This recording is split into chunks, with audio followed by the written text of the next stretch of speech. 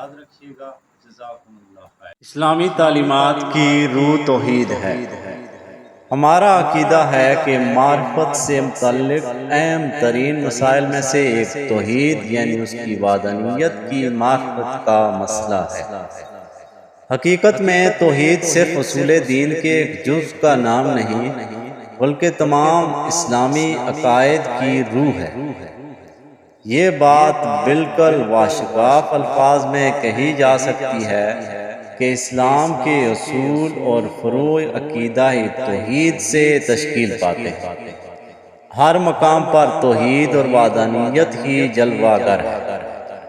مثال کے طور پر توحید ذات، توحید صفات، توحید افعال بعبارت دیگر انبیاء کی برحق دعوت، ادیان آسمانی، مسلمانوں کا قبلہ، قرآن اور اللہ کے عالمگیر قوانین و احکام کی وحدت، نیز مسلمانوں کی وحدت اور نظریہ قیامت کی وحدت۔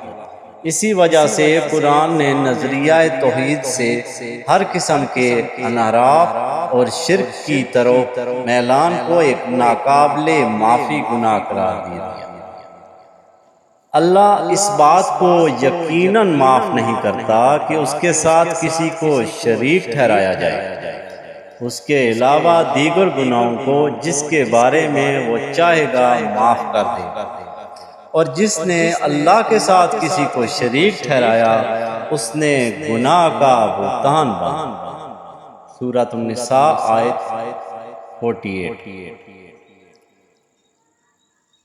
باتحقیق آپ کی طرف یعنی کہ آپ صلی اللہ علیہ وسلم اور آپ صلی اللہ علیہ وسلم سے پہلے انبیاء کی طرف یہی بھجوائی گئی کہ اگر تم نے شرک کیا تو تمہارا عمل ضرور ضائع ہو جائے گا اور تم ضرور نقصان اٹھانے والوں میں سے ہو جاؤ گے۔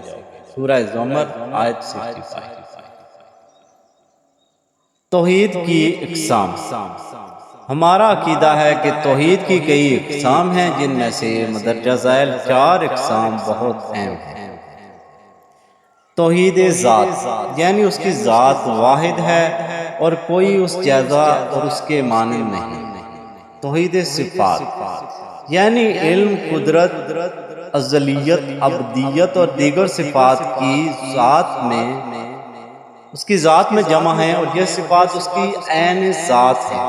وہ مخلوقات کی طرح نہیں، اللہ مخلوقات کی طرح نہیں جن کی صفات آپس میں ایک دوسرے سے جدا ہوتی ہیں اور ان کی ذات سے بھی الگ ہوتی ہیں۔ البتہ خدا کی ذات اور صفات کے درمیان وحدت کا مسئلہ غور و فکر اور باریک بینی چاہتا ہے۔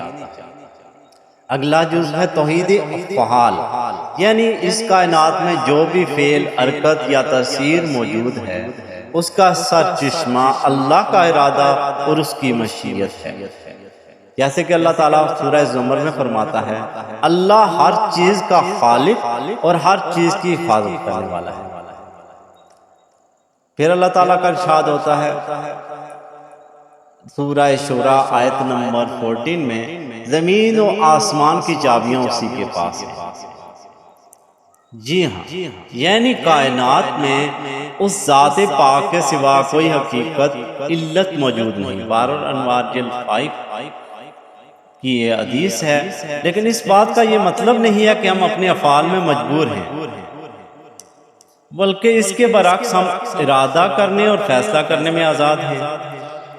اللہ تعالیٰ کا ارشاد ہوتا ہے، ہم نے اسے ہدایت کا راستہ بتا دیا، یعنی انسان کو ہدایت کا راستہ بتا دیا۔ اب چاہے وہ شکر گزار بنے اور قبول کرے یا ناشکرہ بنے اور انکار کرے۔ پھر اللہ تعالیٰ کا سورہ نجم میں ارشاد ہوتا ہے، انسان کو اس کی کوشش اور صحیح کا نتیجہ ہی ملتا ہے۔ یعنی کہ اگر انسان سیدھے راستے پہ صحیح کرے گا تو اس کو اللہ تعالیٰ کا قرب حاصل ہوگا، اگر وہ اللہ تعالیٰ کے بتائے ہوئے راستے پہ نہیں چلے گا تو وہ شیطان کے پیروکاروں میں شامل ہوگا، اور شیطانی پیروکار آپ جانتے ہیں کہ کہاں جائیں گے۔ اللہ تعالیٰ نے صاف صاف بتا دیا ہے کہ شیطانی پیروکار جہنم کا ایندھن بنیں گے۔ اللہ تعالیٰ ہمیں دین کو سمجھنے، عمل کرنے کی توفیق عطا فرمائے، آمین یا رب العالمین۔